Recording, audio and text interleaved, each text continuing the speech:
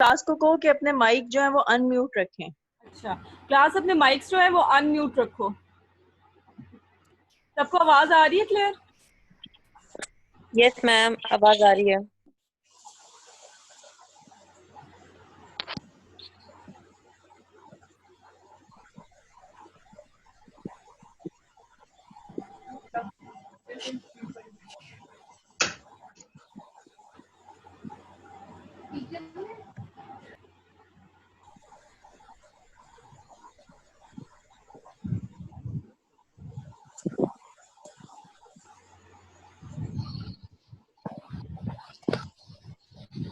अच्छा जी, roll number 27।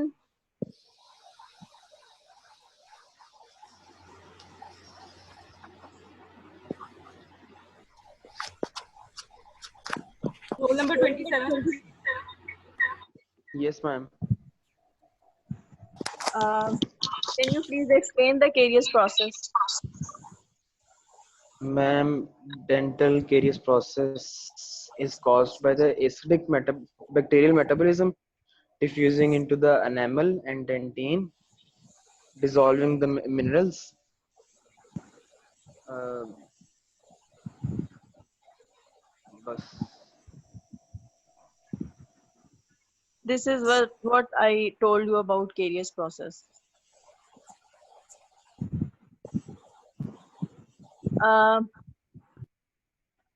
Can you please name the microorganism that is mainly involved in causing caries?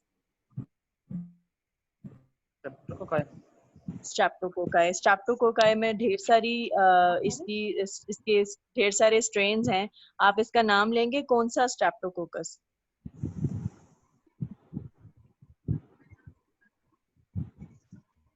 Ma'am मैं बता दूं? बता दें आप। Ma'am streptococcus mutans. Streptococcus mutans, very good. अच्छा, स्ट्रेप्टोकोकस म्यूटेंस, ठीक। Can you please explain the carious process? जल्दी जल्दी से बस एक मुझे फ्लो चार्ट के थ्रू बता दें कि क्या होता है, कैसे। मैम जो एसिडोजेनिक बैक्टीरिया होते हैं जब वो एडहेयर कर जाते हैं टू द टूथ सरफेस, अगर पुअर स्लाइवरी फ्लो होगा या फिर अगर हमारी ओरल हाइजीन इतनी अच्छी नहीं होगी तो उसकी वजह से फिर वो मतलब एडहेरेंट रहते हैं टू द टूथ स्ट्रक्चर, और उसके बाद से वो जो एसिड्स प्रोड्यूस करते हैं by their metabolism that diffuses into the enamel and dentin and causes the demineralization. Very उसकी गुड। वजह से can you please name the acids? Ma'am acids का तो नहीं याद मुझे अभी। कोई बात नहीं। I told you about 4 acids name, ठीक है? Lactic acid, formic acid, butyric acid and succinic acid, ठीक है? जी मैम, थैंक यू। अच्छा, चलें। अच्छा जी, आज हम जो है वो last time we were under the topic of epidemiological triad of dental. अच्छा, अब सारे खामोश हो जाएं, ठीक है? डॉक्टर आमना, होस्ट फैक्टर्स वाली स्लाइड आगे जाइए।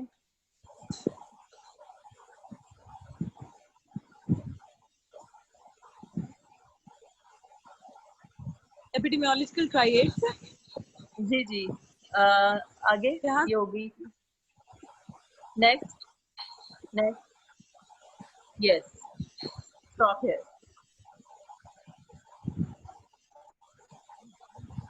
स्टार्ट करें लेक्चर बच्चों? Yes, ma'am. थोड़ी सी बीच में इंटरफेरेंस है, कोई आवाज सी आ रही है, किसी के पीछे शोर है कोई कुछ? मैम बहुत ज्यादा माइक्स ऑन होते हैं ना तो उसकी वजह चलिए से फिर आवाज ऐसा में करें, डिस्टॉर्शन माइक, होती है। हाँ फिर ऐसा करें, माइक म्यूट कर दें, ठीक है? म्यूट कर दें ताकि वो फिर डिस्टरबेंस ना हो, ठीक है? चलें, अब ठीक है। हाँ जी, so we were under the topic of epidemiological triad of dental caries last time. Today we will continue with the same topic. We were discussing host factors. Okay, so we were on economic status. So when we talk about economic status, in relationship with caries. Many studies shows that uh, in young school children, it has been seen that dental caries decreases with the increase in income. The reason behind that is the good provision to oral health care services. ठीक है, जितनी आपके पास oral health services जो हैं वो आपको available होंगी उतने ही there will be decrease chances of dental caries. And when we talk about adults, in adults when income decreases there is decrease in dental caries. Now next factor is concomitant diseases. Concomitant diseases like metabolic disorders, for example, diabetes mellitus. In diabetes mellitus, dental caries found to be increased with uncontrolled diabetes. Okay. Next is oral hygiene habits. If you have maintained good oral hygiene, then there will be less chances of dental caries. If you are regularly going to brush your teeth, you are flossing your teeth, you are using mouthwash, a good fluoride toothpaste, then there will be less chances of dental caries in your oral cavity. Next, that's all about the host factors. Now come to the agent factors. As we all know, main cariogenic microorganism in the caries process is Streptococcus mutans. Many other organisms are also involved, as Streptococcus cereus, Actinomyces are responsible for the root caries. But the main cariogenic microorganism is Streptococcus mutans. Now, what is the role of a microorganism in caries process? They are basically prerequisites in caries initiation, and they are acidogenic organisms, so produce acids. But it doesn't mean that all the acidogenic organisms are cariogenic, because different organisms vary greatly in their capacity to induce or initiate caries process. Okay. Next. Next slide, Dr. Ramya. There are also some properties of cariogenic plaque. In cariogenic plaque, rate of sucrose consumption is seen high. Sucrose is the most cariogenic sugar. Okay, after sucrose, then fructose. So sucrose is the main cariogenic sugar. So rate of sucrose consumption is seen high in cariogenic plaque. More lactic acid formed in cariogenic plaque, and in cariogenic plaque high levels of Streptococcus mutans will be present and low level of Streptococcus cereus and Actinomyces. Next. Now comes to the last triad component in the epidemiology of dental caries. As we have been discussed host factors and agent factors, now comes to the environmental factors of dental caries. Environmental factor is very important, and first thing that comes in the environmental factor is diet. Diet is very important for keeping our teeth healthy.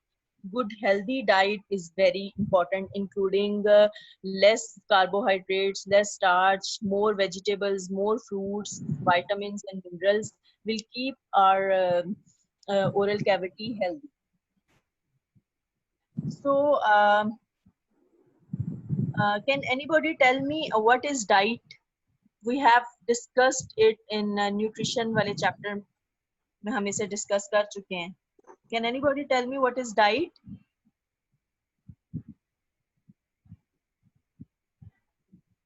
I think mic सबके जो है ना वो mute है.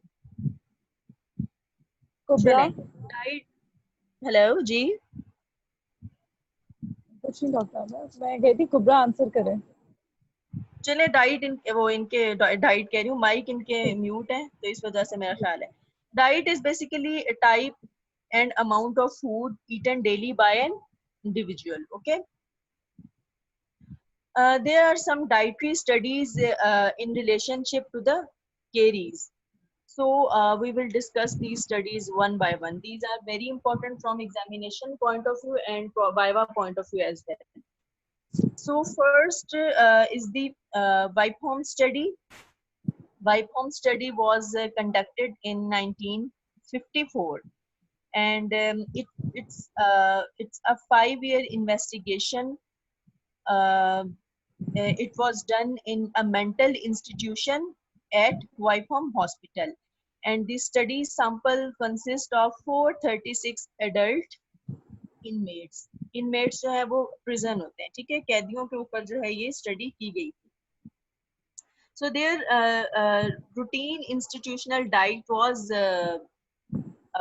nutritious, but it contained a little amount of sugar with no provision for between meal snacking. There was the absence of in between meal snacking in their diet.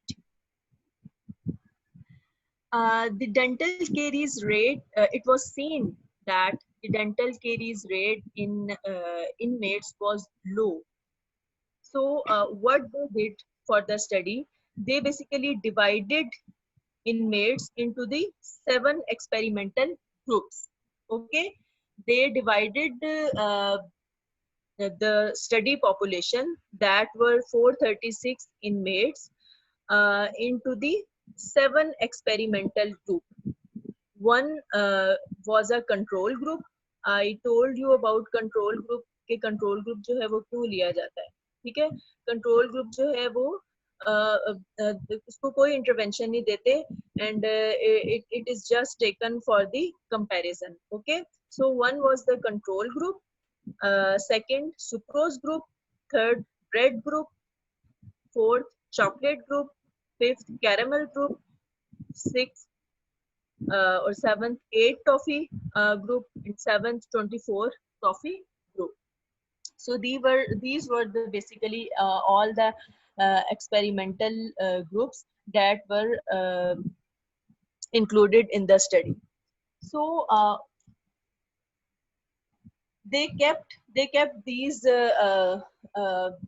groups into the restricted diet, जो कि मैंने आपको बताई है कि bread, chocolate, caramel उसके हिसाब से बना दी, और उन्होंने वही डाइट उन्हें जो है वो इंक्लूड की. So what happened? What were the findings of the Whipholm study? What are the conclusions? Conclusions were, they said that increase in carbohydrate will lead to increased level of dental caries. As well as you will increase the carbohydrate in your diet, you will take carbohydrate rich food, that will lead to increased level of dental caries in that population. Second finding was the risk of caries is greater if food was in a form of that will be retained on the tooth surface. It means the sticky food that will retain on tooth surface will lead to the more chances of dental caries. Third, the risk of caries was greater if sugar is consumed between meals. So in between meal snacking is a very favorable point for the causation of dental caries. Fourth, the increase in caries activity varies between individual, because different individuals have different diet patterns. So caries activity will also vary between different individuals because of their different patterns of taking diet. Fifth point is increased caries activity rapidly disappears upon withdrawal of sugar rich foods. अगर आप sugary rich food एकदम से stop कर देंगे तो your caries activity process will be disappear. Sixth point is a high concentration of sugar in solution and its prolonged retention on tooth surface leads to increased caries activity. Okay. And seventh is clearance time of sugar correlates closely with caries activity. So it means, as I told you in the previous lecture, physical form and frequency of intake is important than total amount of ingestion. As I told you last time, if you take a huge amount of sugar once, rather than taking in frequent intervals, it will not be harmful. But if you are taking sugar after an or intervals again and again, it will be harmful for your teeth. So frequency is important than total amount of ingestion. Now comes to the next study, that is Hopwood House study. This study was conducted by Sullivan in 1958, and the study sample basically consists of children between 3 and 14 years of age that were living at Hopwood House. That's why study named as Hopwood House study. It was basically a longitudinal study. It's been studied since for the 10 years. Okay, so it's a longitudinal study. There were two main principles of Hopwood House diet. That principles were, first, the absence of meat, and the second is rigid restriction of refined carbohydrates. So after the end of the study time period, what they found, what were the results of the Hopwood House study? So they basically found that 53% of the children from Hopwood House were caries free, whereas only 0.4% of 13 years old state school children who were taken as control were caries free. The children oral hygiene was poor and gingivitis was prevalent in 75% of them. So what they concluded? They concluded that in institutionalized children, at least dental caries can be reduced only by diet without the beneficial effect of fluoride and in the presence of unfavorable oral hygiene.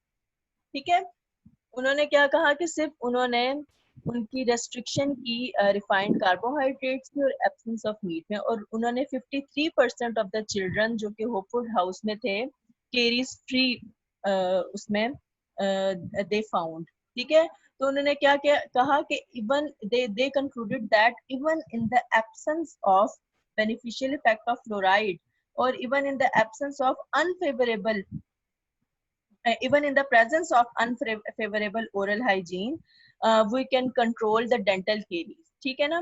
Only with the modification in diet. That was all about Hopwood House study. Next is the Turkish sugar study. It was a 2-year study and conducted in 1975. And the study sample was 125 young adults. These 125 young adults are divided into 3 groups. These groups consumed all the dietary intake using these sugars only. Okay, so groups include sucrose group, fructose group, and xylitol group. There were the number of people also mentioned in your book. You can in your book you can see there. I didn't remember the exact figure of the people. Okay, so the 3 groups, sucrose group, fructose and xylitol group, they divided the adults into these 3 groups. What were the findings of these studies? They found that a dramatical reduction in incidence of dental caries was found after 2 years of xylitol consumption. As you all know that xylitol is having anti-cariogenic properties. Okay xylitol gum भी available है, ठीक है, वो भी हम लोग use करते हैं, तो that is having anti carcinogenic property. And what they know about fructose, they know that fructose was as carcinogenic as sucrose for the first 12 months, but become less so at the end of 24 months. It was also found that frequent between meal chewing, frequent taking of xylitol gum between meal produced an anti-carcinogenic effect. So sucrose is basically the most carcinogenic sugar, then comes the fructose. There are some other studies on the diet include seventh day. Amna, please go back to the slide of environmental factor, main slide.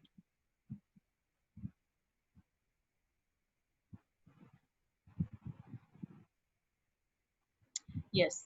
So there are some other studies on diet include Seventh Day Adventist children study. Children of this study has certain restriction in their diet that usually include the limitation of three things. One is sticky food, second highly refined starches, and third was in between meal snacking. They avoided these three things in their diet, and the result shows that level of dental caries was much lower in the Seventh Day Adventist group as compared to the other children. Like this, another study that was hereditary fructose intolerance study. It was noted that level of dental caries was lower in this group as compared to the others.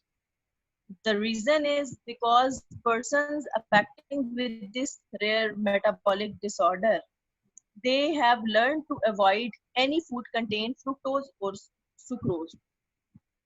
So automatically, because of the restriction of fructose and sucrose in their diet, because they are most carcinogenic sugars, so they're in this group that having this rare disease, dental caries levels.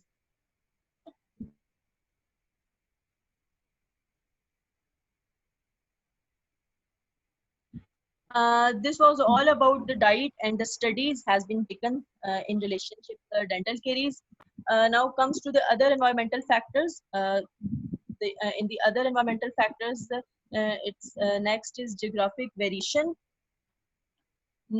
About geographic variation, data shows, literature shows that DMFT is found to be decreasing in developed countries. The reason is again because in developed countries there is a good provision of oral health care services, dental services, the people having good income, and they are having good oral hygiene habits. So DMFT is found to be decreased in developed countries and increasing in developing countries because of the reason that in developing countries, because they are getting developed, they are in a developing stage, so they don't have fine health infrastructure, they don't have enough provision towards the oral health care services. This difference, this difference is basically due to the use of fluoride oral hygiene practices and difference in taking diet.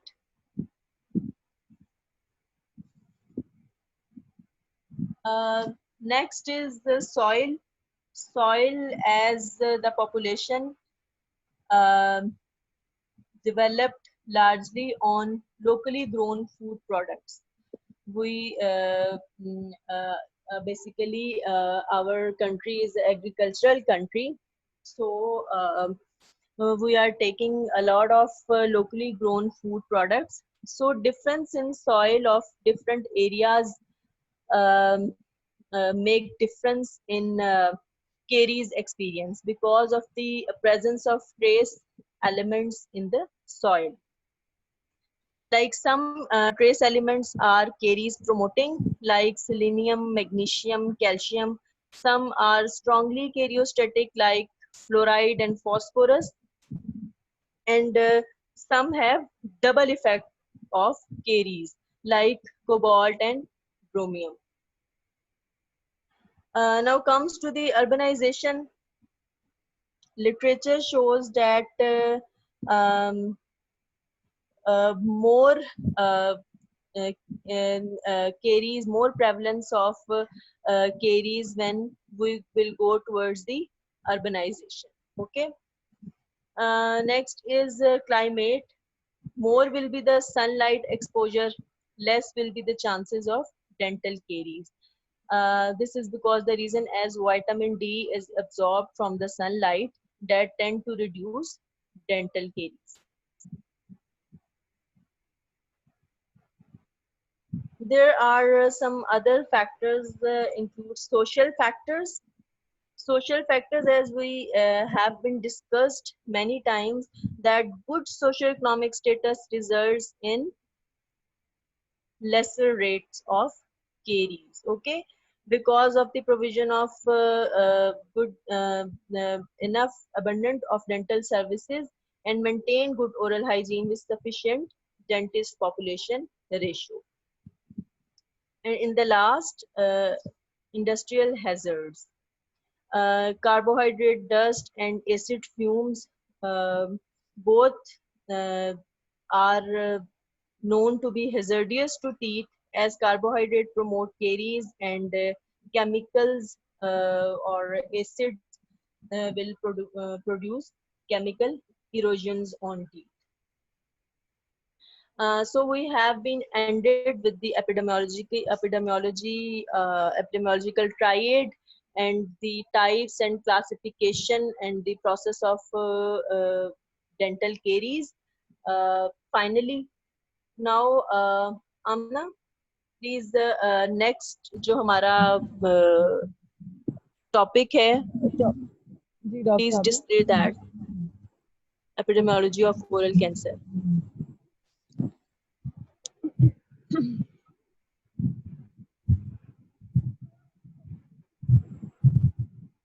We will take start with the new topic. अगर ये meeting end होने वाली है तो इसे यहीं